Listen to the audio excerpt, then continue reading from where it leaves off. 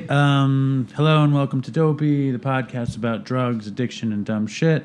I'm Dave, and I'm here with my very, very great friend, Jim. Hey, Dave. How are you? I'm doing all right. I'm glad to be here. Well, if you remember, you guys, that... also, I just have to say this. If you haven't listened to the past 3 episodes or haven't seen any Dopey social media, you should know that Chris died tragically. He overdosed and trying to keep Dopey going. And I had some dude who was going to sit in, and he backed out at the last second. He got scared. So I called my friend Jim. And here I am.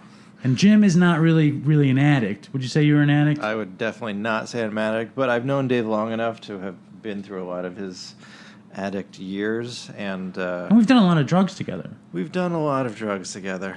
Not the hard ones, but yeah, we did a lot of hallucinogens, and definitely, I think I'm the one who got you to smoke pot for the first time, unfortunately.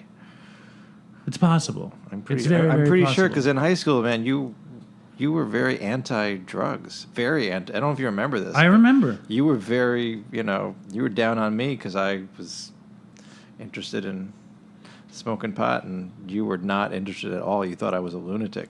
I just thought that it would prevent you from being your genuine self, which is the thinking that I've gotten back to now. Yeah. But here we are, and so Chris died, and Jim decided to sit in. And if you guys are listeners to the show, you'll remember that Jim, the last time Jim was on Dopey, the fucked up thing is he sat in the same place with Todd and Chris, who are now both dead. I didn't think of that, but that is true. Just so everyone knows, I'm not here to replace it. I'm not a permanent replacement or anything. I thought you were going to be... you're not going to permanently replace I'm out of here. No? No, Jim is doing me a favor. Jim is in to make the show a little bit more fun. Yeah. Because last week's was not fun. I guess the one with his friends is kind of fun. The one with Annie. I mean, you can't really have fun when you're going over the fucking horribly tragic death of Chris. We all loved Chris, and Chris was amazing on the show. But it was. I have to say, I think like a lot of people, I read a lot of the responses, and like a lot of people, I didn't know Chris that well. I just met him that one time when I was on the show last with Todd. But God, it hit me hard. I have to like that episode with his girlfriend. I cried all the way through that episode, listening to it. Because I like a lot of you guys, even though I'm not like dealing with addiction, I have been in a faraway land in Russia, cold Russia, for many, many years, and this was one of the only shows that I would listen to keep me sane and to keep me company. And both Dave and Chris would do that, and I really felt like I was, sitting there with them, laughing along. So, what was your take on Chris, and what made you cry so much during that episode? I just made it real, and you could feel I don't know how. It was brutal. It was brutal pain. It was very on the show. raw. I felt like both you and I forgot his girlfriend's name, Annie, were, trying to hold it together. It's like whenever there are tears underneath people's voices, but they're not actually crying. It's like the audience ends up holding the tears for them in a way. I don't know. Does that make any sense? That's a nice way to put it. I think a lot of people cried during the show, and that's my first. Note, actually, and the first note is to talk about and it's like, it sounds so stupid, but the power of the Dopey Nation. It's like we invented the Dopey Nation as a joke. Like 3 episodes in or something, I was making a plea for emails with Chris, and I think we had just started talking about Dopey not necessarily being about drugs, but being about recovery, because we were in recovery, and I said, stay strong, Dopey Nation, like it was like something annoying thing that you would hear at a meeting or something. And it was like a joke, but it was funny.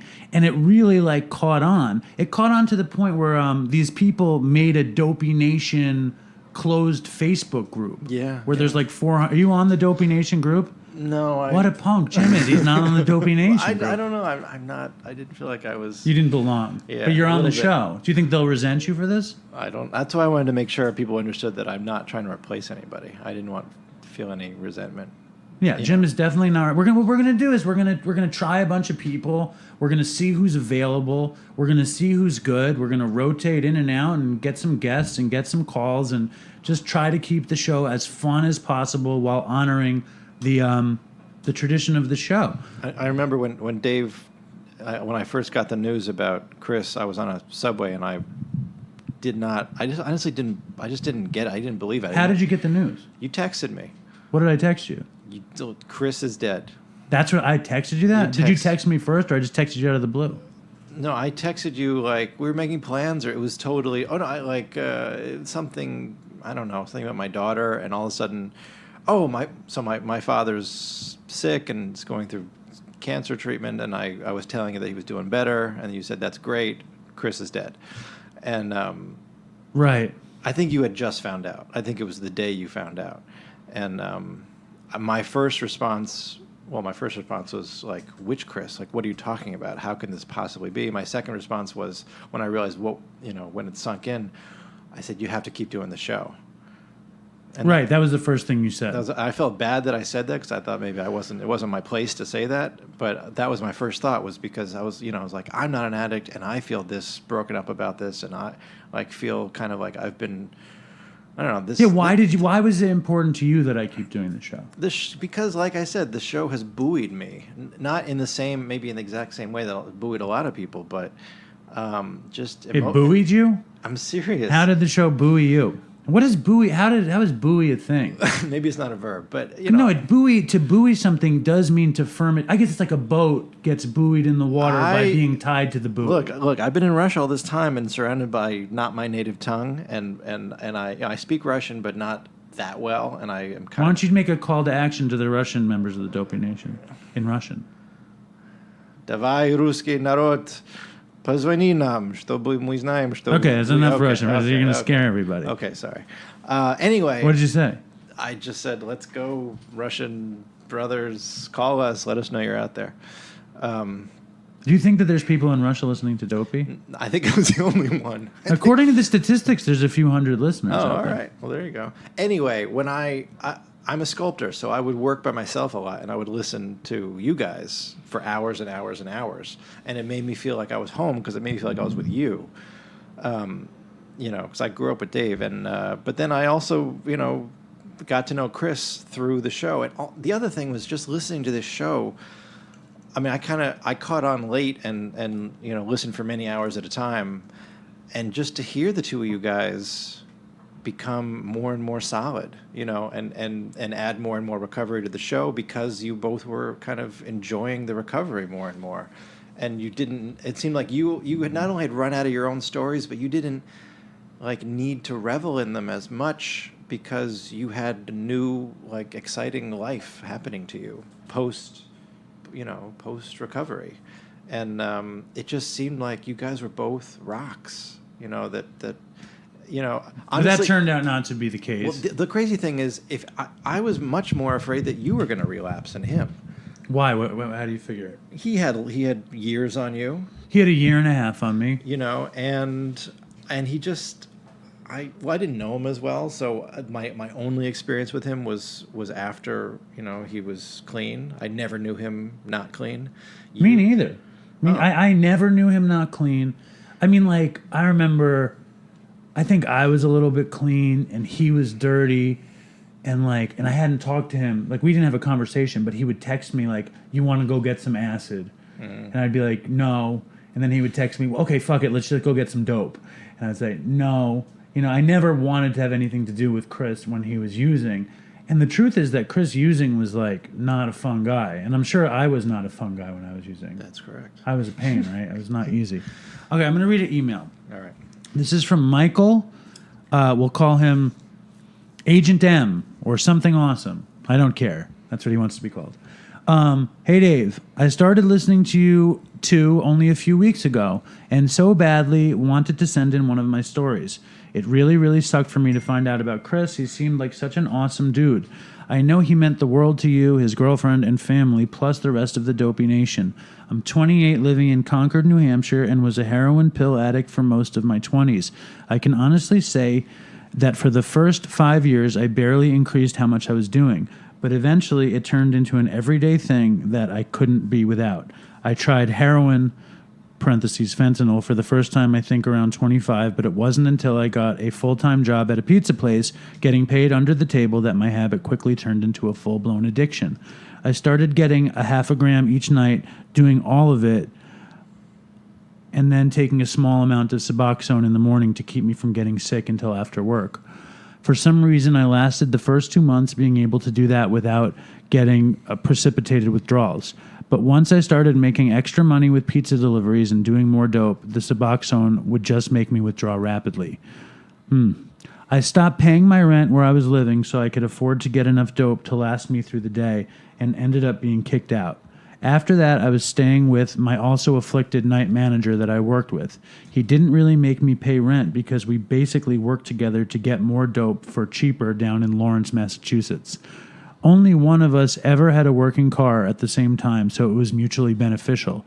He, however, was also taking like 100 milligrams of methadone a day, so he needed around 5 to 7 grams of dope a day just not to feel horrible. By the end, I needed at least, there's a ton of heroin. By the end, I needed at least 3 grams of dope to make it through the day. I've got loads of horrible stories I could send in, but I just wanted to send this much for now. Anyway, on August 12th, I'll be 8 months sober from dope, but I am on Suboxone. I take it the way it's prescribed. I do plan on getting off subs as well once I'm done with my probation, but I just don't want to take any risks of fucking up until probation is done. My non-afflicted... Actually, it says my non-afflicted, but I think he meant non-afflicted best friend is actually the one who turned me on to Dopey. And she's also gotten a few other of my he says none, I don't know why, my non-afflicted friends into it as well. I love everything about it and don't think you need to change a thing about it. Well, what am I supposed to do? Because Chris is dead. Anyway, I do want to know what you plan on doing in the future if it's not too soon to think about it.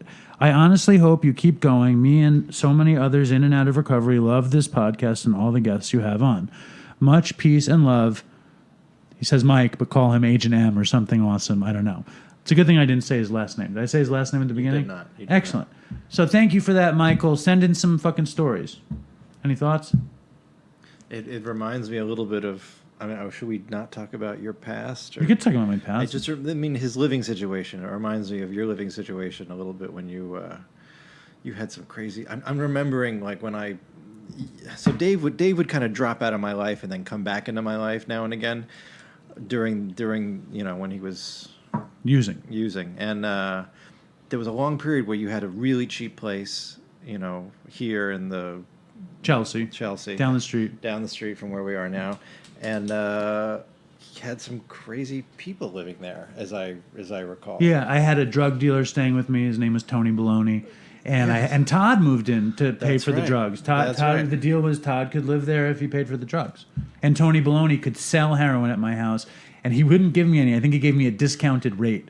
And Tony Baloney was a shrewd businessman. I remember going there, and you had this kind of nice-looking couch, but terribly broken couch that you'd sink way, way down into, and it would always hurt my back. And somebody slept on it, which I couldn't understand. I remember Peter. Peter Loesch. I won't say his last name. And I remember going to the bathroom and being pretty horrified by the state of affairs, and coming out and saying, I just used the soap in your bathroom, and I think my hands are dirtier. And you thought that was very funny at the time. I did? See, it's funny because I go to Penn Station every day. And Penn Station is so gross, and I have to go to the bathroom in there all the time. And it's such a disgusting bathroom. And when I wash my hands, or I don't wash my hands, to be honest with you. I leave there without washing my hands because I feel like it will be dirtier wash them. I remember making the choice. Like, is this going to make it better or worse washing my hands in this place? And I tweeted...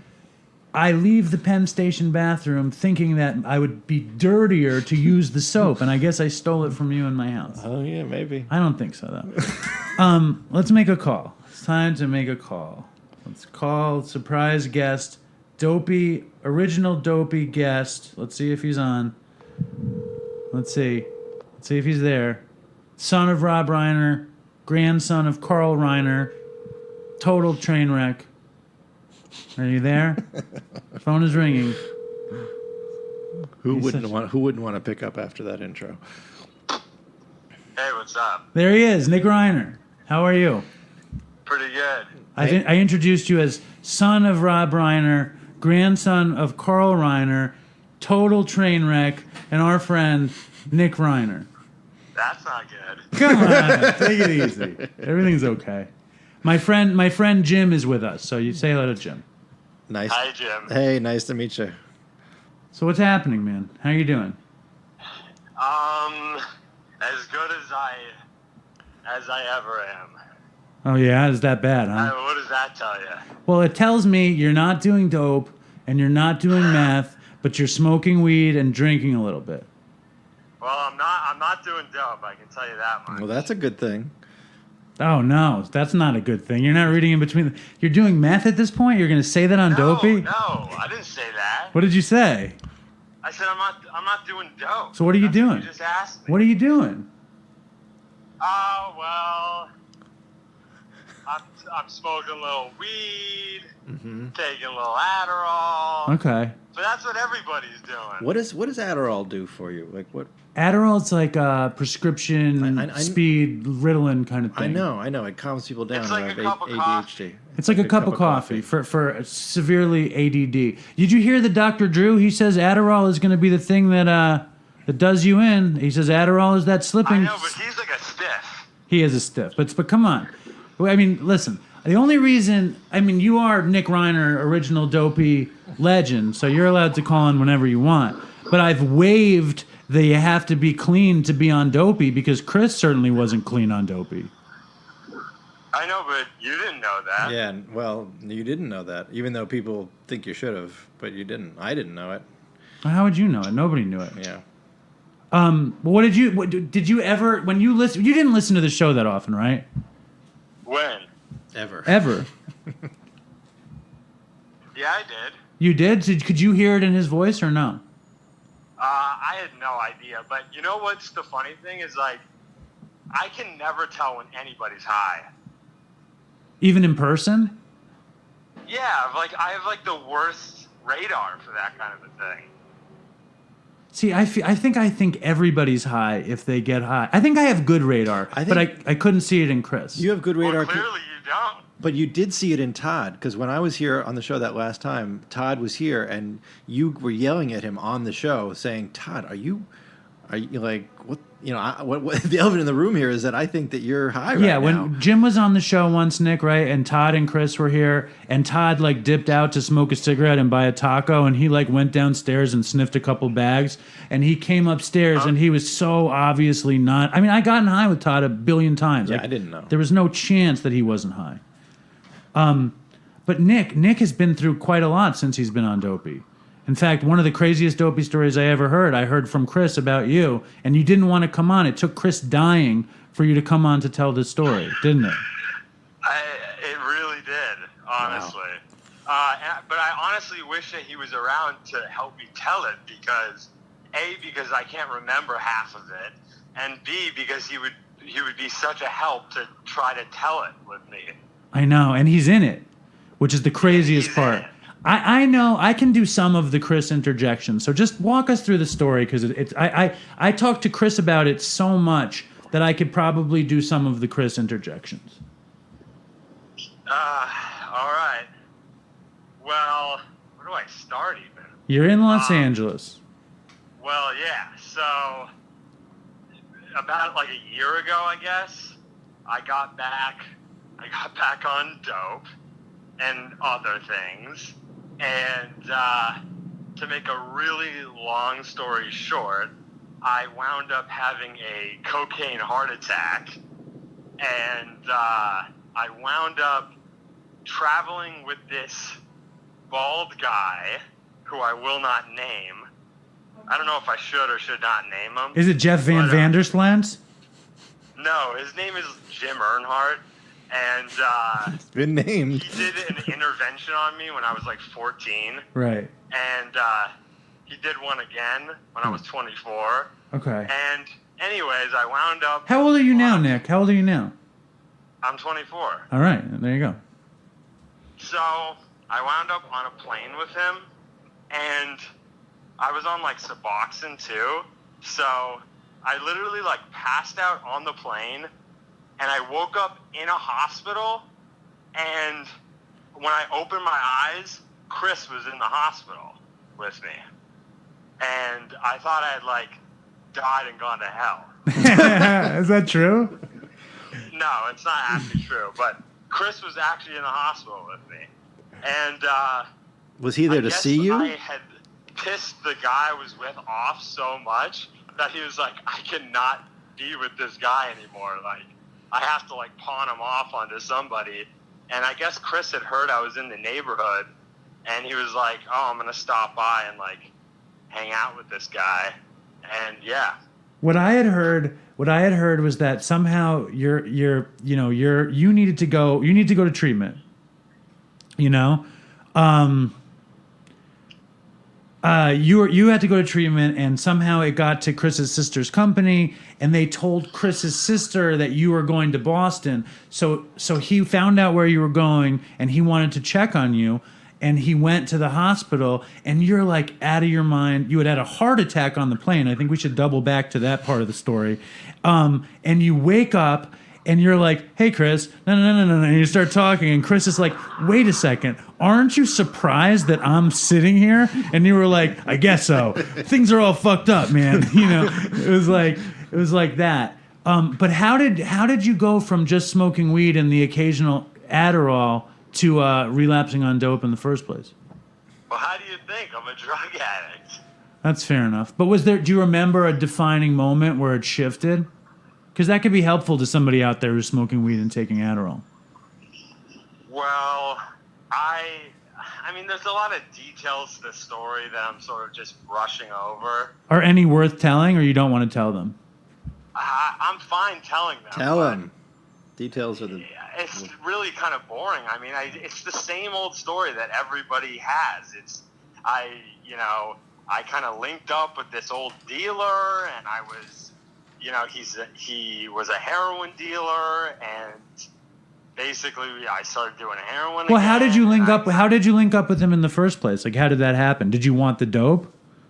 No, I kind of like one day I was like, I want to buy a bag of Coke, and I kind of messaged him or something, and we met up, and he was like, oh, I also have some heroin, and that turned into me hanging out with him for like 3 weeks, like doing heroin. Right. Did you know, like, you were just like kind of done not doing hard drugs, basically?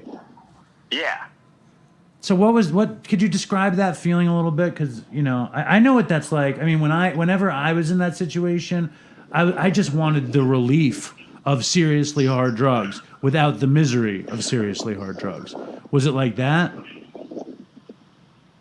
Nick? Wait, what was that? I would always, like, whenever I relapsed on serious, like on heroin and pills and stuff, I craved that release or that relief. You know what I mean? Like, that you're going to get a certain level of relief from doing dope or taking pills or something that you're not going to get just from smoking weed. Yeah, I guess so. Well, what do you think it was? Like, you were like, fuck it, I want to live dangerously with this guy. And then, like, did he know you had been a heroin addict in the past? Yeah, he knew. Yeah, he's a good... He knew my whole drug history, and he was happy to take my money from me. Was he just basically taking advantage of you? He's a drug dealer. Yeah. He did his job. Yeah, he wasn't taking advantage of me. He was a drug dealer who did his job. Yeah. And then you wound up going to sober living in Maine, right? Well, it was, this is why it sucks to smoke weed and not remember anything, because it's like, so I went through so many different steps before I wound up at the sober house in Maine. Like, literally after the hospital in Boston, I went to a detox in Boston, and Chris visited me a few times while I was there, and I called him a few times while I was there, and he even came and visited me, and he brought me cigarettes while I was there, and and then later on, I went to like another place a little bit down the road. Like, I think he would know the name, but I don't know the name. Yeah, I don't know the name. Some treatment over there. And then I went to, So a bunch of places, and then I went to another place for about 2 weeks, and then I went to the sober house in Maine. I remember I talked to you a bunch in that period, and you were so miserable. Remember, you were so bored and so angry. You were so. I remember calling you at one point while I was in Boston at this like really shitty halfway house, and I remember complaining to you and being like, I don't know what to do. Like I'm like going to movies and like, you know, by myself, and I'm like still detoxing, and I'm like unsure of like what to do with myself. And you're like, don't worry, like in no time some hot girl with a Southie accent will be blowing you. Is that what I said? Was I right? Yeah. Was I right or was I wrong? I mean, you were sort of right. So yeah, it worked out. I remember I just said watch the Godfather trilogy and then watch the 5 Rocky movies. It was like keep watching movies. But I don't remember saying the thing about the Southie blowjob. That was good advice. It was good advice. So then you went to Maine and you were like a pig in shit in Maine. What you loved being in Maine. You know, I loved it. It was cool. So and then you were like fuck it and you went home. So what ended your sober run?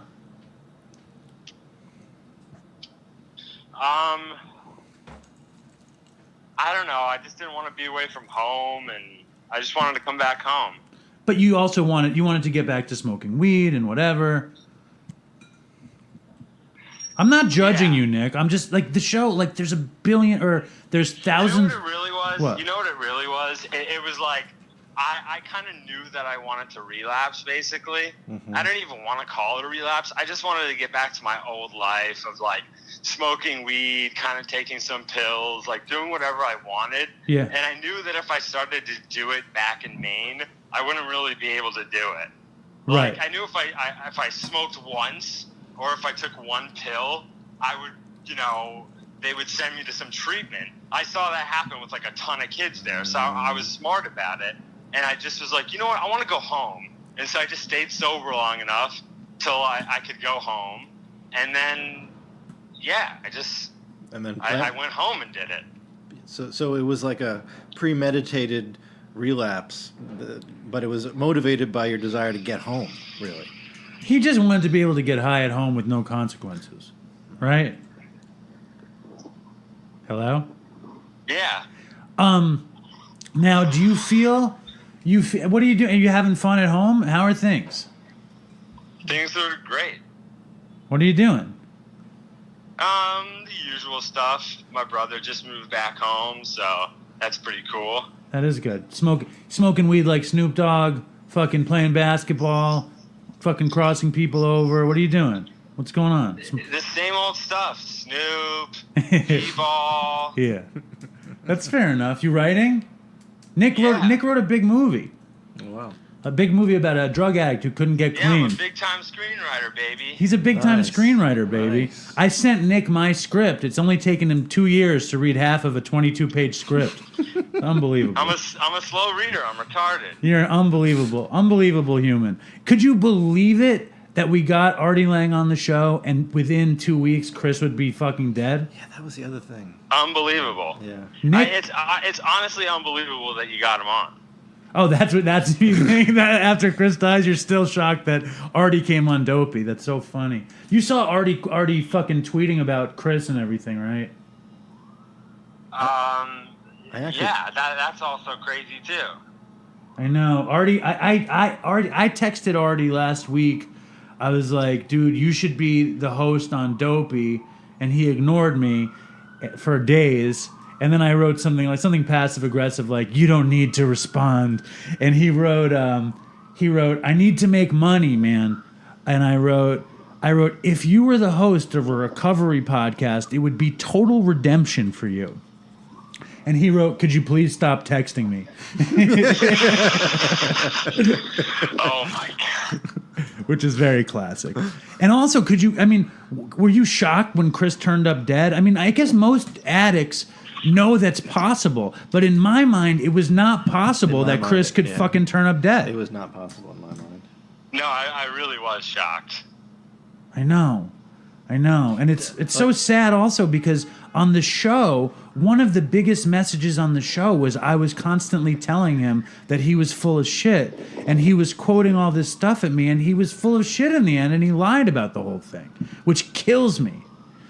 Kills me. Yeah. You know? No, yeah. Fucking unreal, right? Unreal. Yeah. I mean, I wasn't as surprised about Todd. That, you know, when we found out about him, I was like, it's like the other shoe had dropped. I feel like I've been waiting for that for years. Nobody was surprised about Todd, but I was torn up when Todd died. I was torn up like it was like family. And when Chris died, I just got really angry. I think I'm kind of probably still in shock, and I'm still angry about it. And I have dreams about both of them. I had a dream about Todd last night. I had a dream about Chris the other day. It's weird, you know. It's also like I did drugs for like 15 years and nobody died. You know, I got 3 years clean this week, Nick. Oh yeah, That's awesome. Congratulations. It's all right. But nobody died when I was using. In 3 years clean, 2 of my best friends are dead within 8 weeks. You know, it's weird. And could you believe all the dopey fucking people like talking about Chris and all the outpouring of love and such? No, it's a real following. I know. And they even called for you to be the host of Dopey, Nick Hey, Reiner. what do you know? I said, clean your act up and we could talk. Hey, my act's clean. Give me a break. Give me a break. You know what you got to do. Let me ask you this. You ready? Here's a serious question. What do you think? I mean, and the answer is probably very obvious. But what do you get out of smoking weed that you didn't get out of full-on recovery? Absolutely nothing. Really? Talk about that, please. What's there to talk about? Well, the next question is then: is it just a habit? Is it a connection to other people that brings you back to it? Is it just like triggers from where you are? Like what? He smokes weed to chill. It's just how it's like sitting down to watch television for you, or What do you think, Nick? Talk to the non-addict on Dopey. yeah, I'm the non-addict. I don't know what I'm talking about. So I'm curious. Oh, you're a non-addict? Yeah, Jim is a non-addict. He came on to make Dopey less miserable than it's been. I don't know if I'm doing much. I'm doing a good job of that. Good to have this. Jim grew up with me, and we used to like get high in high school and did acid in college and whatever. And then I went off and became a horrible junkie, and Jim didn't.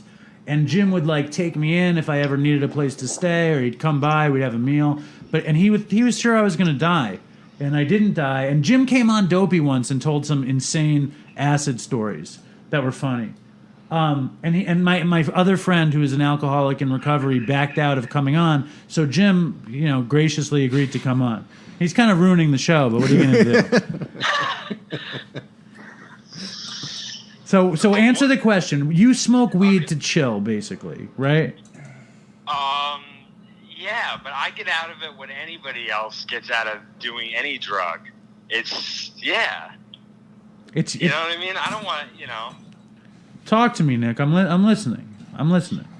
It's like, why does anybody do any drug? But I'm just smoking weed to prevent myself from doing any other sort of hard thing right now. Right, it's taking the spot. And it's a preventative measure. You have a prescription? It's not like that out here. You don't really need a prescription because it's legal. Oh, yeah. So listen. From where I'm sitting, if I smoke weed, like, I'll wind up doing drugs because it fucks with my head. But, like, I love being in recovery also as a junkie. I love being in recovery. I worry about you because this is exactly what happened before. But I can't judge you, you know what I mean? Like, how can I fucking judge you? I just wonder if you can be as productive, Well, I'm definitely not as productive. Right. Do you think you said you smoked weed for like years before you like got back on dope again, so... Yeah, well, I didn't, you know what? I did smoke weed for years. I did dope and smoke weed forever. Then I got off of dope and I smoked weed for like 3 or 4 years and I started taking pills. And I never got back on dope. I did dope one time in the past 8 years. But I did start taking pills every week. But you were really different, Dave, when you were smoking marijuana? I mean, like when you were smoking weed, you were kind of a different. Yeah, I was person. like Nick Reiner when I was smoking weed. I was all over the place. Well, not just that, but you became like much more sort of like selfish. I have to say, like he says, "Can you hear him, Nick? He's saying that when I was smoking pot, I was selfish. Do you find that to be true for you?" Am I selfish? I'm sure you are. No, I'm not actually. Give me a break. I'm like really selfless. Okay. How are you so selfless? What are you doing? You're bringing turkeys to the fucking... Everybody else around me better. I'm like Magic Johnson. I'm a team player. Who are you making better? I mean, I guess you did come through for Dopey. I didn't think you'd come through. Yeah, I'm like an assist guy. I'm a dimer. What do you think about this Lonzo Ball? You think he's got legs out there or no? No, I think he's a fucking... He's a loser. He sucks. He also doesn't look good. They really should have given him up with this whole LeBron James business, I think. Yeah, it's like there's this theory I have. It's like you got to be like if you're good in the NBA, you also got to be like good looking. And he's just ugly. I agree, but I think he's just young. I think that he could take that stuff and his skin can clear up. He just needs a better haircut and shit. I think underneath it there's an attractive young man there. But what else you got to say about your using? We're done talking about Lakers. I think we're done with you, Nick. I love you though. I'm glad you called in. You got anything else? You got any parting words for the Dopey Nation? I have no parting words. Just everybody use or don't use. Stay whatever. Let me ask you this: What do you think Dopey should be? What's your advice for the future of Dopey? That's a good question. That's a great question, but not for me. Okay, let me ask you this on a personal note: When are you going to finish the script? Which one? The one I sent you, you fucking cocksucker. Sometime in the next 20 years. Oh, Nick, it just hurts. It's painful. It's painful stuff. Right.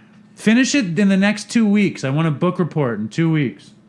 Okay. And I also want you to take a shot at recovery again sometime, and then you can call in and say how good your life is. Okay. And will you call in again soon? Yes. But no heart attack stories. All right. What was the heart attack feel like? Pretty bad. That's it. What about when you wrecked the guest house on meth? You don't want to tell that story? Yeah, I went 10 rounds with my guest house. Well, tell this. He got sequestered in his parents' guest house. What was the story there? That's a good Dopey story. Sequestered? Tell that story before you go. It's not much of a story. I got totally spun out on uppers. I think it was coke and something else, and I was up for days on end, and I started punching out different things in my guest house. Like a frame? Like what? Like a stuff? No, I think I started with the TV, and then I went over to the lamp, and then everything in the guest house got wrecked. Did you punch the TV? Yeah, I literally punched the TV. Did you like lacerate your hands? I mean, that sounds bad. Yeah, did you hurt yourself? I don't even remember at this point. You were too fucked up. He was about to have a heart attack. Right. So he destroyed the guest house. Give me a break. You called me that morning. It was just about a year ago.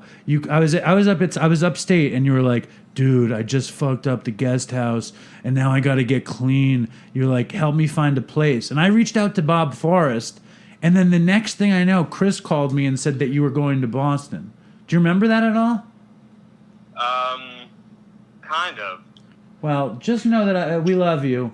Oh, Jim wants to ask you one more question. I want to know, when you're punching these things out, what is it to like relieve some tension? Is it like he's high? I know, but is there any? You're crazy. You're crazy. Well, I mean, but is there any logic at all that translates into that you can remember and that can translate into real life? That still makes no logic. It's just this thing's going right now, boom, and then you focus on the next thing. That thing's got to go. Yes. Wow. And weren't you pissed? Like, weren't your folks like, you got to go, and you were pissed that they were like, you got to go? Yep, they told me I had to go. And that's why you got upset. So that's. I don't remember the specifics of it. You do or you don't? I don't. Well, I think that's fair enough. I think this was an incredible Dopey appearance, Nick, and I think you should feel very good about it. Okay. You know what tomorrow is?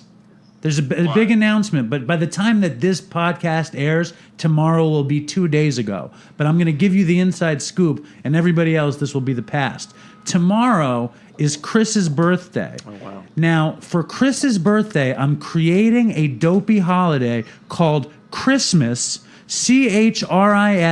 CHRISMISS, because Chris died so that we could all live like Jesus. And tomorrow, for Christmas, I'm releasing the first Dopey Lost tape, Wow. episode 2. Wow. Are you excited? Very excited. Are you going to listen to it? No. Yes. You are? I will. That's right on. Any thoughts you have about making the show better, you give me a call. Or if you need anything, you give me a call. Okay. And thank you for calling in. Nice meeting you on the air. You got nothing else to say? Absolutely nothing. How about Stay Strong Dopey Nation? Won't do it. How about Toodles? Won't do it. For Chris, he's dead. You don't say Toodles for Chris? You'll do it. I don't want to do it. That's a question. Do I have to say Toodles now that Chris died? Yes. All right. Okay. Where are you right now? You copping in the hood right now? What's going on back there? No, I'm walking around my neighborhood. What are you doing? Where are you going? I don't know. I just stepped outside of my house. All right. Well, send my best to your family. I'm a big fan. All right. You're the best, Nick. Be in touch, okay? All right. All right. Later. Thanks. Take care, Nick. All right. The great Nick Reiner. He's great, right? I love Yeah, that kid. yeah. He's funny. He's very funny. Shit. I didn't know it was Chris's birthday tomorrow. So wait, Chris Mass? Like this is going to be a mass for Chris? No, like Chris miss. Like we miss Chris. MISS. Here's one of the graphics. Oh, wow. Do you think it's disrespectful? What do you think? I'm not sure about the tree. What do you think? Disrespectful? If you were in Chris's family, would you be upset about this? The tree makes me slightly uncomfortable, I'll be honest. Why? It's better to have fun with this kind of It's- stuff. yeah, What are you gonna I do? hear you, I It's hear like, you, come on, I hear we you. had the funeral, the whole thing. Yeah, that's true. That's true. You know, speaking of which, why don't we... Dad, come in. Speaking of sadness and such, I'll get him. we have to... My dad has been wanting to come on the show. Here. All right, now, after Chris died, somebody had suggested... everybody's like, you got to get somebody else on the show. You got to get somebody else on the show. Somebody suggested Nick Reiner, who just called in. Nobody suggested anybody else, but somebody had... What? My mother thought you should get, your white elephant. I'm blanking on his name. Jesus Christ.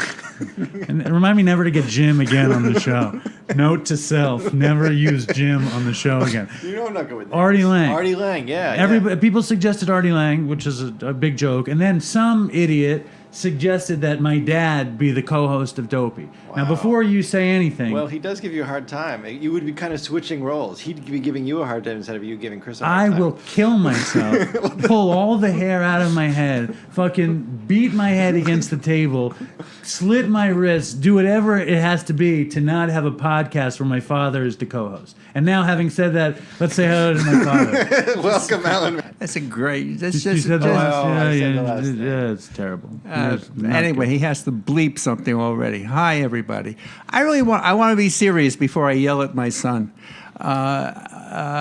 This thing about Chris dying it affected me very, very much. Obviously, it was a terrible, terrible tragedy, and it's just awful. And the amount of people out there, you guys in the Dopey Nation, who sent in so many wonderful, wonderful emails and iTunes reviews and all that other Twitter and stuff. I mean, whatever all this social network stuff is. It was just absolutely What incredible. could you hear as a totally technologically illiterate person? What could you take in from what did you see and where did you see it? As he interrupting me as usual. I was asking you a question. I want to finish saying that you guys are absolutely wonderful and terrific. All of them? Well, there's one person that I want to make a mention about. But in any case, and then you said you were worried about me, and which was very astute. Who said that? A few of the people out there in Dopey Nation. By the way, I don't like when you call them dopes. That's not correct. I say, hey, dopes. That's not good. Dopey Nation is better than using the word dopes. That's a good way of speaking to people.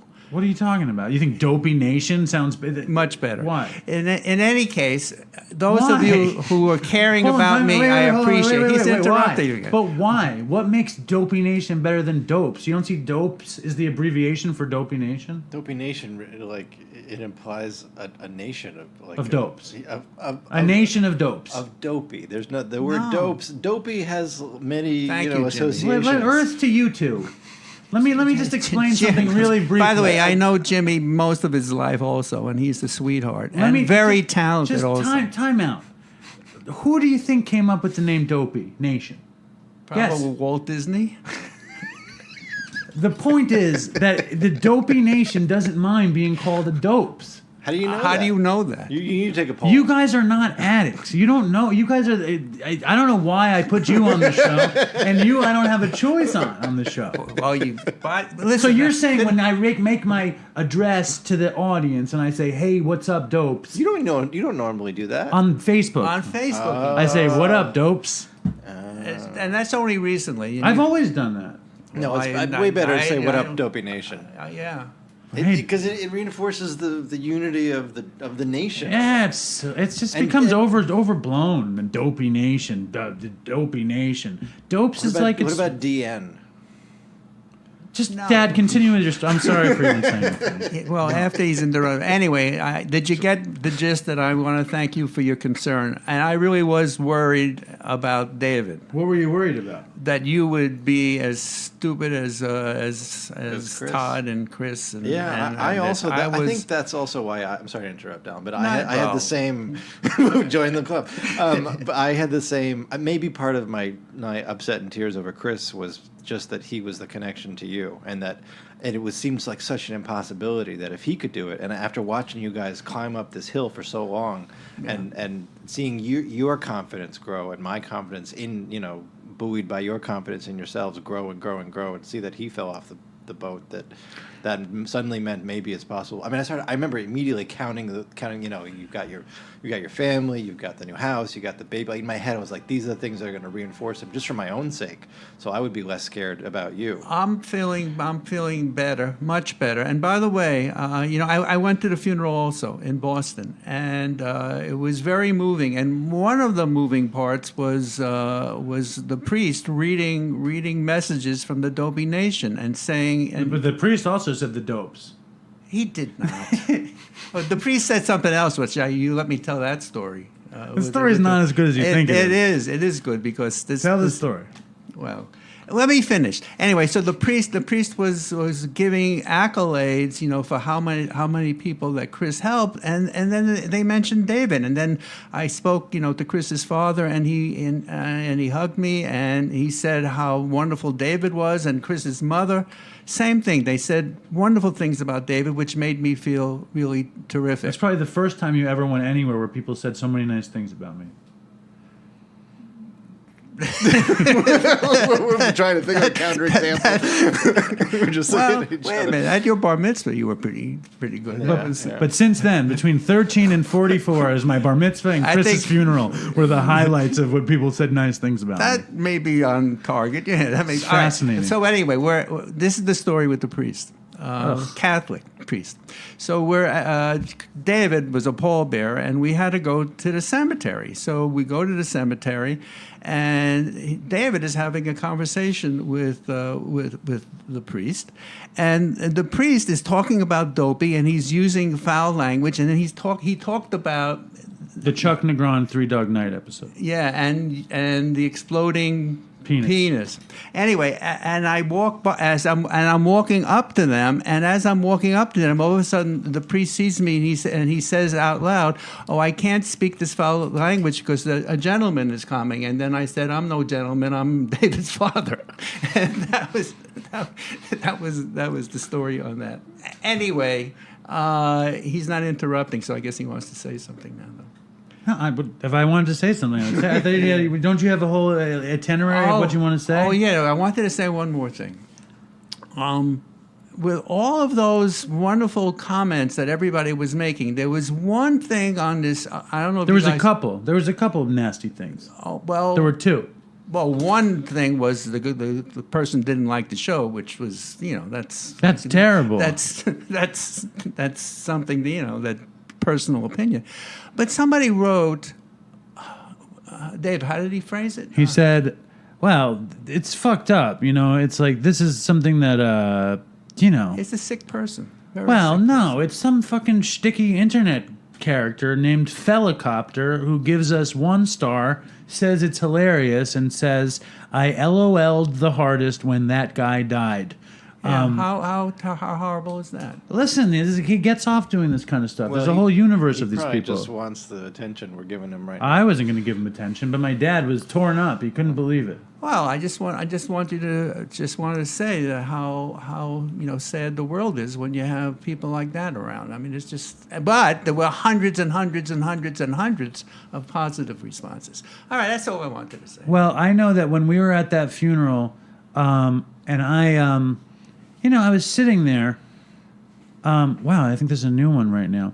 And I was sitting there, and I was in the front row, and I had said on Dr. Drew's podcast that, like, I was a bad drug addict for a long time, and I didn't get to show up to a lot of things. Like when Devin got married, he wanted me to say a blessing, and I couldn't go. I remember that. When Dave got married, he threw me a bone of an invitation, but I couldn't go because I had too much shame and depression and stuff. I showed up at our other friend's wedding, but I never could do anything. I showed up at my mother's funeral. I was sober at Mom's funeral. But at Chris's thing, I was so full on in recovery that I could be a pallbearer because I was sober. And it was like really feeling like it was a treat to be able to be of service in that situation because of my recovery. And the thing about everybody, it's nice that so many people have reached out concerned about me, but it's also at the same time, and it's silly of me to say this, but like, I'm angry that Chris died. I'm angry that Chris overdosed. I'm angry that Chris, in a way, gives recovering people a bad name because he fucking overdoses and dies, and then everybody looks at me like I'm gonna overdose and die because it's so likely. And it's like not that it's so when likely. when Chris was sober and we were doing Dopey, it was so unlikely that this scenario was gonna happen, and we were like these. Pillars of recovery, so to speak. It was a total shock. Total shock. So he dies, and my boss is looking at me, oh, well, maybe you don't have it together. And you are so nervous that I'm going to die. And all of these people in the Dopey Nation are so concerned that I'm going to use. And the truth is that not once, after Todd died or Chris died, I thought, oh, maybe I should get high. That thought didn't enter near my head, because I'm really grateful to be of service to my family, to be able to provide, to be able to show up. If I fucking did drugs, it would be like getting kicked in the head by a horse and nobody is going to take care of them. Maybe you would, maybe you probably would, but I mean, it's my job to take care of them, and I do it. And it's an honor to be able to do it. And also, like, I met with my sponsor this morning. It's like, I didn't have fun getting high in the end. I don't know how many people that are listening right now, and they're struggling with using, and they won't stop using because they have this thought that they're having fun. But we all know that it's not fun in the end. It's terrible. And I have so much fun in recovery. And I say that and it sounds like bullshit, but I do. Like last night, I cooked that my dad came out and my in-laws came out and my daughter was on vacation, and I grilled up this major meal. Yeah, gourmet chef. I'm chefing it up. Do you think that Chris stopped having fun at some point? I think Chris felt pressure, and I think that Chris is 11 years younger than me, and I think Chris doesn't have children, and I think Chris didn't pay for his life, and my dad has helped me out a ton, but I think that Chris wasn't earning his keep in a way that he felt it, and I think he felt like he was on the take, and I think what do you mean he felt like he was on the take? Meaning like because it wasn't his money that paid for the rent, and it wasn't his money that paid for his food, and he wasn't paying for his school. And I think in some ways, And also, I feel like he was on the precipice. Like, he has finished school. he had finished the He had master's a lot portion. I think he had a lot Well, of stress. I know, but I feel like he was just entering like a different stage where he was going to become an earner. No, he was No? still years away from that. Yeah, he was years away from. But wasn't he wanna- out of school? No, he was in a doctorate program, and he had finished the master's portion, so he still had 2 or 3 more years. And I think that you're right. He was under a shitload of pressure, and I think he got hurt, and I think he physically, probably had a taste of something, When and he it was hurt. fucked everything up, and like he wasn't working the strongest program of recovery. And I want to add, that we really, I mean, David, you and I even spoke in 3 weeks, 4 weeks before with the Artie Lange episode. He was not right even then. Well, after the Artie Lange episode, and after the one after the Artie Lange episode, my dad will often call me after we put out Dopey to tell me how he doesn't like it or what he doesn't like about it. And Well, they're amateurs. I mean, that's and then after a couple episodes after the Artie Lange episode, my dad came out and I said to him, he said, I think there's something wrong with Chris. And he Yeah. could see, my dad could see it clearer than I did. I said, I think he's losing interest in the show. But there was something wrong with him. He was on drugs. Also, remember when the sister of that young man who died, the one who was on television, and Chris asked some kind of question to her that sounded like Paris Whittle's sister. Yeah, that was also a little bit of some kind of a sign, maybe. It was a long time that, Yeah. if you look back, we cannot. There is no chance that anybody Can pinpoint. here, his girlfriend, his family, none of us know what happened. We can only just Conjecture. armchair quarterback after the game is fucking over. Exactly. Now, getting back, to this thing about you being so sure of yourself, after you listen to Dr. Drew and Bob Forrest, and they keep giving warning after warning after warning that that it's never over, and that these things happen all the time. That's why people worry. And again, But what's the point in worrying? No, I don't mean that. I mean, I'm saying that this kind of relapse seems to happen very often. And I think another problem that Chris had was the idea of being arrogant or being cocky. And I remember we did an episode, and it was like something I really wanted to do. There were 2 episodes I really wanted to do. One was about regret, and one was about character defects. And with regret, Chris said, I have no regrets. After 16, rehabs, the whole thing. That's how Chris was. He said, I have no regrets. And with character defects, he said, I only have one character defect, which is pride. Yeah, I remember that. And that is this story. He knew himself. And listen, I talk a lot of shit. I obviously love Chris, and I miss Chris, and I love doing our show, I hate having Jim on the show. And you've been on the show way too long. Wait, hold it. Again, as what do you call it, a family member who sees something like this happening with their child, everybody out there, you have your brothers, your sisters, your parents, etc. I know that when you're in the middle of all this addiction, you don't give a damn about anybody else. But that's part of the damage that's caused, is the families that suffer so much from all this. And it's something that I don't know where consciousness comes in, but maybe that should be part of people's We're talking thoughts. about consciousness. I think it means like your Yeah, conscience. to be Your conscious. So you're saying that Chris had a failure of conscience.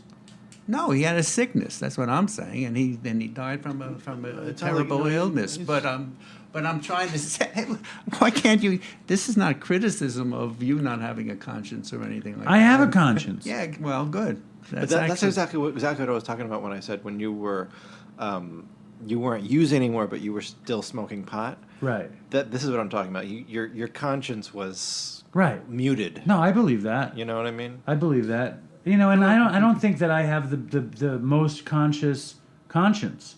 Even in recovery. I actually disagree with you. I think you think about a lot of other people a lot because Yeah. I I really think do. that's a big change. Well, then why am I so cruel to both of you? Well, that's It's your all- normal it's all in routine. love It's part with of the a smile on your shtick. face. It's this whole show. Like Yeah. you're giving everyone. This whole show is Yeah, about you- your conscience. You Well- know, that's. But I'm serious about this because it started out. It was really for you. it was a selfish thing, and you could hear it in the beginning because you needed to relive these old things. You needed to kind of revel in them so that you could let go of them. But then you could feel it, you could see it as the years went on that you did let go of that stuff, and it became less interesting to you, and you became much more interested in the Dopey Nation, in the people out there, and you started to really care about them and make connections to them, specific people, and all of them as a whole. And that connection is real, and it's being seen right now with all this response. How many thousands of downloads for each episode now? I mean, it's all over the world. I mean, the priest was reading these emails from London and from Japan and from Oregon away out west. It was from everywhere. I mean, my thought. I just want to say this and then we should be done. But fine. my thought was. You hate this episode. Yeah, I hate this episode. He hates every episode. But my This thought. is probably one of the better ones, Oh, here we go. The ones my dad thinks the episodes that he's on are the best episodes there are. I get good reviews. I mean, Yeah, you're I have a following. There's about 4 people out You there. should start your own podcast. I think. Oh, do you want to say that David just mentioned the other day that he was saying that when he was a kid, when we were doing homework here, he would say that what he really wanted to be was a broadcaster, right? You wanted to be on the radio. Is that something that you said when you were a child that I have forgotten? You don't remember anything about my childhood. Let's just move on. So we're going to neglect that What? part. You're going to comment on I'm gonna bleep that part. No, but I always wanted to have a show. I had a show when I was a kid. I got on MTV when I was in high school. I fucking made a show after college. I did that web series that was so perfect years ago. And then that's why Chris approached me to do something, and I was like, we should do Dopey. Exactly, yeah. Okay. So whatever, So now it's Chris gave me the gift of doing this show, and I wish it wasn't like the end of him. It just fucking sucks. But as I was sitting there in the fucking, excuse my language, in the church, I was thinking like, I was feeling those feelings like where you're like alone, and you're like, you're in a place where somebody's being honored, and you're like, they're not gonna know about my friendship with him. You know what I mean? Like I kind of like felt there like left out because I'm self-esteem and issues, whatever. And I'm sitting there, and then like the priest starts to talk about Dopey, and then I start crying. I'm in the front, and I just start weeping because all I could think about was sitting with Chris here, or sitting with Chris in my apartment on the Lower East Side, or his parents' house in the Hamptons. And the time that we sat together, it wasn't for the Dopey Nation. It's like we pretended, like the show was like a game where we pretended we were helping people, but in reality, we were helping people. We didn't know that. What we thought was we were having fun, and we were having this good time, and it was an excuse to get together and eat chocolate and talk shit and have this project, but we didn't really know. Even though we saw stuff, we saw numbers and we got emails, that was not the primary purpose. And the night before he died, we were on the phone, and we were planning the next time he was going to come to do the show. And he said, we hadn't even celebrated that last month was the biggest month we had ever had, and we finally with Artie Lange. Yeah, we finally had overcome the Dr. Drew month. Yeah. And he was like, to be honest, even if the numbers were terrible, I would always come, is what he said. And he was emotional. He was high. He was all fucked up. He was like, I would always come because I love to make the show. And I said, I know. But he was out of his mind at the end. The other thing, the joke that I've made on other people's podcasts that I haven't been able to make on Dopey, which was after Chris died, our fucking numbers were so out of control. It just makes me wonder why we didn't fake his death years before. If we had faked his death, faking would have been better. Yes. If we had faked his death, not only would we have had the spike in downloads, but he would have gotten to see how much everybody loves him, and it would have been amazing for him. Well, yes. Anyway, Dad, I had enough of you. Say goodbye. Goodbye, everybody. Thank you for coming on. And stay strong, Dopey Nation. All right, that's great. That's nice. Thank you, Alan. This has been. What are you doing? What are you lingering on the exit for? You say goodbye, you go. That's it. He stands here. I don't know. What are you looking for? Good job. Very, very nice job on the show. All right. I think we should call it. But I want to read this thing. I want to read another one, and then we're done. Or should I read a review? You want me to read something? You want to read something? Sure. No, I don't want you to read it. Okay, I won't read. You could read it. Here, you could read. Here, read this. Call it the Dopey Nation, Dopey Podcast Review of the Week. Starting here? Yeah. So this is, who do I say this is from? Read that whole thing? This is from CJ Berger. For the last 6 months, I've been listening to this stupid podcast. It's been awesome having it around as I do not participate in AA/NA and enjoy finding the humor in my fuck-ups. This show is not only hilarious and irritating, eating next to the microphone, vaping, and totally off-subject banter.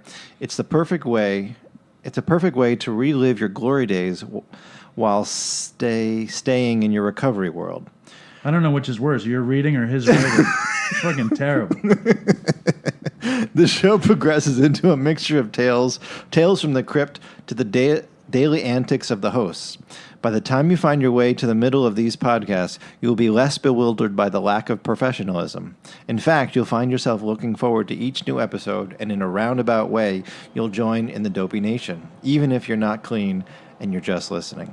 See, that's interesting. I don't think that guy knows that Chris died. He didn't even mention that Chris died. Yeah, that's... Here, read the next one. Okay. So, this is by Sino. If you're interested in recreational drugs or American drug culture, you'll enjoy this show. Entertaining, outlandish, and sometimes hilarious war stories about drug abuse are bookended by loose but thoughtful conversations about the nature of addiction and the benefits of recovery. This show is my current addiction. R.I.P. Chris. Stay strong, Dave. There you go. So we're going to fucking be done. I had 2 other guests, but I think we should just keep the show short because that's how Chris liked the show. All right. I think Chris might have liked you on the show, but I don't know. Chris, what do you Chris is in heaven listening to Dopey fucking punching himself in the face for giving up such a beautiful thing. And we miss you, Chris, and I hope you're celebrating Christmas in heaven, you know? Yeah, and... who should say what at the end of the show? You say nothing. I say everything. You say everything. No, All you right. say what you want, please. You say it. You say everything. That's nice. Please. How about I'll say "Stay strong, Dopey Nation," and you say what you never want to. No, I don't say toodles. Chris says toodles. Well, that's what I'm saying, but he's not here, so you have to hold the torch for him. All right, so we'll say toodles for Chris and stay strong, Dopey Nation, and write an email. We need fucking voicemails. We need Dopey voicemails. Everyone's feeling like the Dopey is out of Dopey, so we need... But Nick Reiner brought the Dopey pretty good. Yeah. He was punching TVs. He was having heart attacks on the plane. Yeah. Anyway. But those heartfelt, self-read stories where you hear someone's voice quavering, that they go a long way. When people, the voicemails. Yeah, the voicemails. Yeah, Dopey voicemails are important. And I need short ones. They can't be so long. Got to send short voicemails. Short meaning? 5 to 8 minutes. There you go. Over 8 minutes, everybody complains. Anyway, stay strong, Dopey Nation, and we say toodles because Chris died. But goodbye. All right, this just in. We just finished the show, but a fucking voicemail came in, so we're going to play the voicemail. Jimmy already left. My dad is in the other room. This is a voicemail from another Dopey... original Dopey Nation member. The reason that we got Artie on the show, it's Scott Countryman from South Carolina. Here we go. Yo, what's up, Dopey Nation? This is Scott Countryman coming to you from Charleston, South Carolina. I've been talking to Dave and a couple of other people in the Dopey Nation, and we're trying to get back to normal. On that note, here is a little Dopey story from my early really using career. To set the stage, it is 2006 or 7, somewhere around there. And I am the kitchen manager at a Chili's in Hattiesburg, Mississippi.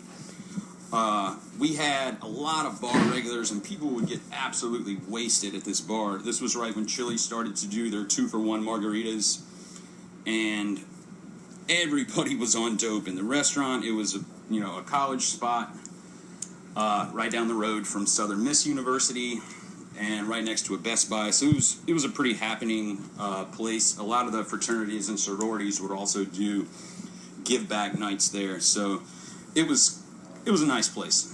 Anyways, we had a regular there who was called Pilot John. And John would come to the bar. He was an airline pilot, and he would get super wasted. Occasionally he would overindulge, and we'd have to call in the cab. One of these nights, that was definitely the case. So we're closing up the back of the house, and the front of the house manager comes up and says, "Hey, do me a favor, will you help John get to the cab? It's about to be here." So I'm like, "Sure." I go out, his jacket is next to him, and he's kind of slumped over on the bar chair. When I pick up his jacket, I hear that that unmistakable rattle of pills in a bottle. So I'm like, The spider sense goes off, and I'm like, I'm definitely just going to take these. So I reach my hand in there, I grab the bottle, they kind of fall out on the ground, and I don't get to see what they are. I just pick them up, put them in my pocket, and rush him out to the cab. He gets in the cab, gone, over with, and I'm like, all right, let me see what I got. So I open it, and the bottle doesn't have a name on it or anything, and inside the bottle is a bunch of the OC 80s, the good ones. And for all you younger dopey heads, you don't know, before all this fentanyl and heroin, there was oxycontin 80s, and this was before the OPs came out. These are the original green monsters that were everywhere all over the coast, but they're 80 milligrams, instant release. All you had to do was suck the coating off, grind it down, inject it, snort it, whatever you wanted to do, and they were absolutely phenomenal. So I open it up, and it's not one of those little pill bottles. It's one of the middle-of-the-road ones that usually holds, like, if you were going to get 120 perk 10s or something, it's that size. So I open it up, and there's right at a little over 100. I think it was like 109 of them. So I have a fairly serious dope habit of every other day to every day. But the dope sickness is, I didn't really know what being dope sick was yet. So I open up the bottle and I start going to town. The next 2 to 5 days, I ended up basically staying in a dope coma. I was able to sell 4 or 5 of them just to pay my rent or some stupid bills that I had. But for the most part, that is what kicked off my using career. And it's kind of like my one golden story where you're like, oh, this one time This is the one time that I found drugs for free. There were basically no consequences behind it as far as thievery. It's not like you stole medication from your grandmother, which I've done, or one of your siblings after they've had a surgery. And you're like, oh, they won't notice the pills. These were free and clear. He never came back up to the restaurant to ask. I guess he just thought that he lost them somewhere.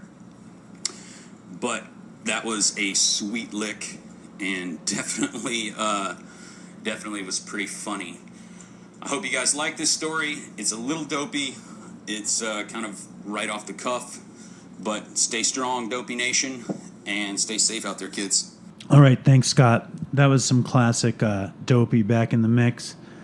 And everybody, just be well and stay in touch. And everyone's gone.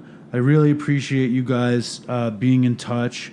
It means a lot to me. And I don't know. Let's hope we can keep the show going and it can still be fun. And we'll do another Stay Strong, Dopey Nation, and Toodles for Chris, who we wish was still with us.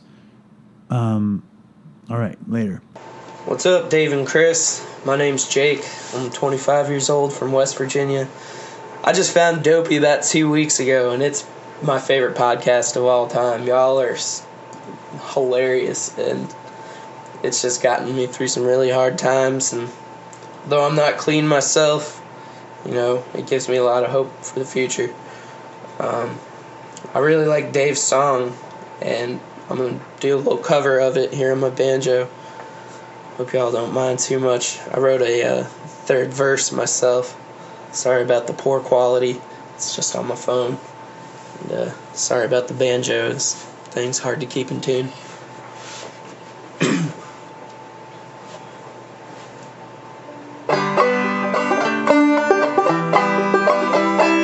Wanna take a walk around the world. Wonder would it do me any good? get some honey in my pockets, and I guess I'll just have to walk around my neighborhood. I wanna be good so bad. Wanna be so good, so bad, so bad. I wanna be good so bad. Bad desire's all I ever had. Wanna take a ride up in the sky, watch as airplanes just pass me by. And I wanna see a Learjet liner take a dive, just to show all of these people what it means to be alive. I wanna be good so bad. I wanna be so good, so bad, so bad. I wanna be good so bad. Bad desire's all I ever had. In my burned out basement listening to the Dopey Show. Only friends I had are on this little radio. I keep checking on my pulse because it feels like I might die, but the thought of straightening up sounds so much better when you're high. And I wanna be good so bad. I wanna be so good, so bad, so bad. I wanna be good so bad. Bad desire's all I ever had.